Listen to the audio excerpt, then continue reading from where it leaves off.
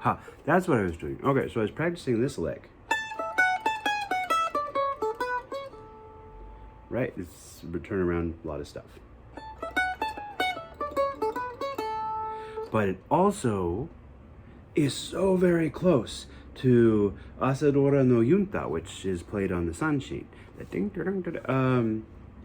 the one that goes Sa kimi wa no naka no. But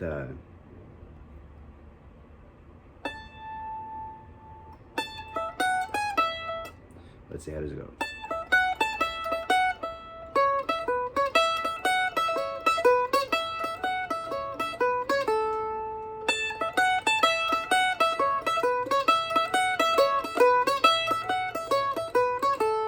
I had to remember it. It sounds so close that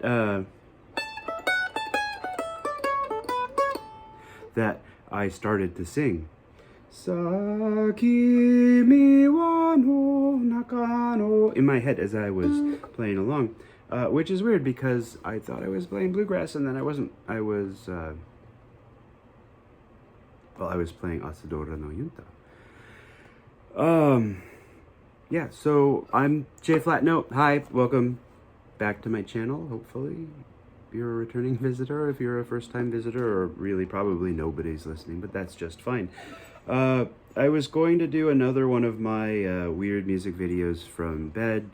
It's really kind of a hard RA day, but it was really loud in there, so I came out here instead. Like many of you, yesterday was Sunday, and so like many of you, I spent a good portion of my day at a bluegrass jam. I got there and I didn't end up taking my mandolin out of the case for even a moment. I walked in and there were custom mandolins, and there was a really nice Eastman. It's a model that I've been looking at online for maybe a birthday present. But the people playing the instruments were really rad, but the people playing them were so good.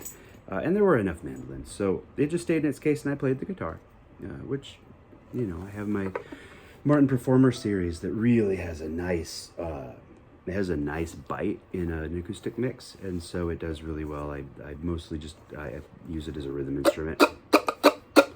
I just bar up, and then I kind of actually play it like a mandolin, really, but. Yeah, so in looking at my mandolin today to change the strings, I realized that there aren't a whole lot of reviews that I've found online, and also I haven't really ever talked about or showed off my mandolin, and it's really one of my prized instruments. So here we have the Gretsch New Yorker Supreme model. I'll take the tuner off so you can see the headstock. I bought this 2012-ish, maybe a little bit before that. So I've played it for 10 years. I've put a lot of new strings on it. Not that I've ever really gotten better or even good, but yeah, it's a beautiful instrument. So all solid top, back and sides, mahogany. The one, the nuance there is that it's pressed solid wood instead of carved solid wood, and looking online, a lot of people seem to have a problem with that conceptually. I think a lot of those people have played neither type of instrument. Certainly for my purposes, I'm not good enough to ever have come even remotely close to the limits of the tone of the instrument, and I would challenge most of the people who are making comments about such an instrument. I would suggest that very likely they are also not ever going to come to the limits of the tone of an instrument like this. Something that I really like, the instrument doesn't have binding either on the top or the bottom, or on the neck. When I bought it, that was something that people, that the guy I bought it from said, oh, well, you know, it doesn't have any binding on it. It's probably going to come apart. I played it for 10 years, sometimes less so, and sometimes very, very, very intensely. But over the course of 10 years, living in multiple different climates, from the desert to the coast to whatever you can call Portland, to the it's held up. The top has not separated. The tone has just become better and better over time. Certainly, I think this is my third or fourth bridge. I have a really horrible problem dropping things on my case. I need to get a better case, I understand. But yeah, so I've gotten pretty good at fitting bridges because of that. Let's see, what else can I tell you about this?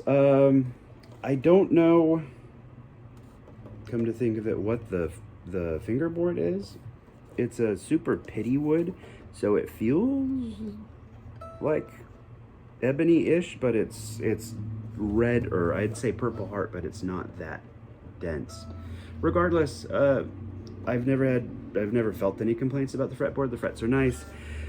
The tailpiece is super crappy, and that's something, if you look these instruments up online, that's like the first thing that you will see, is that people hate the tailpiece. Most people replace them with James tailpieces. I think that's rather cool because, you know, but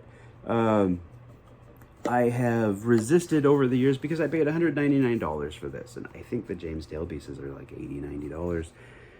And it seems weird to spend half the price of the instrument just to upgrade a part of the instrument that you only use, well, you should be using more often than you do. You should be changing your strings more often than you do.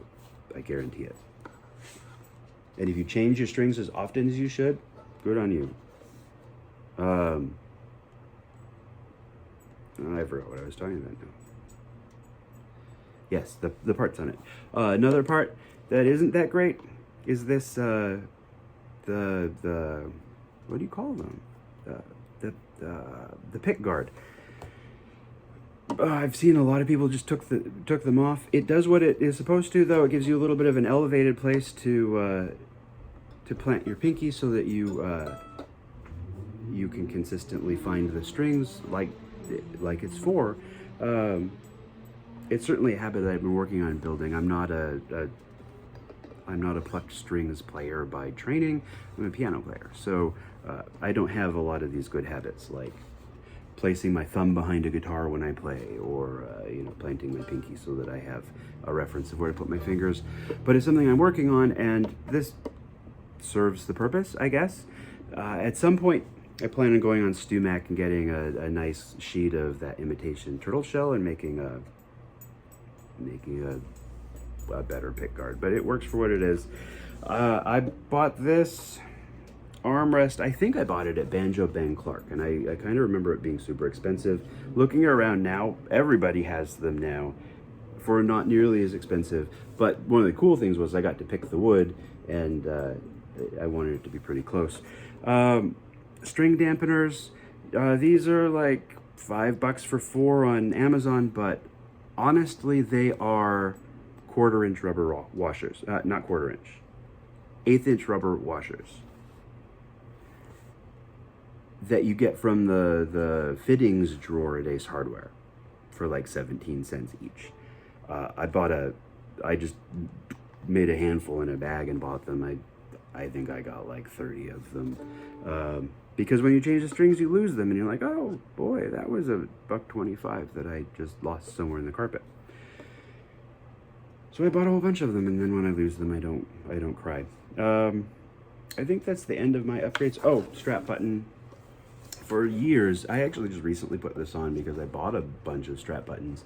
For years, I used a string loop through the underneath, behind the nut, and that worked fairly well, except I move a lot when I play, and that tended to, up here would pinch as I moved, and then I couldn't fret anything on the first fret, or it was really hard and I was fighting with getting my hand up there. So it's been nice to have the strap button.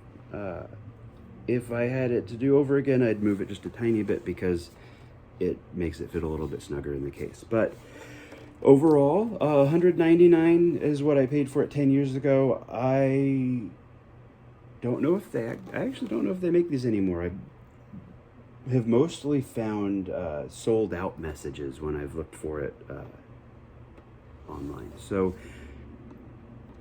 Who knows what it goes for today? Someone should look that up. That would be, oh, I should look that up. I should have looked that up before I made this video, but I didn't really know what I was going to talk about. So here we are, the Gretsch New Yorker Supreme mandolin in solid mahogany. It's got a pretty tone. And hopefully that if you're thinking of buying one, if you found one on Craigslist, please, if you found it on Craigslist and it's not trash, buy it. But if you found one and you're thinking about purchasing it, is particularly in the beginner price range, the 200 and lower ish, I don't think you can go wrong. I always hate the end of videos because I don't know what to say. Like, peace out.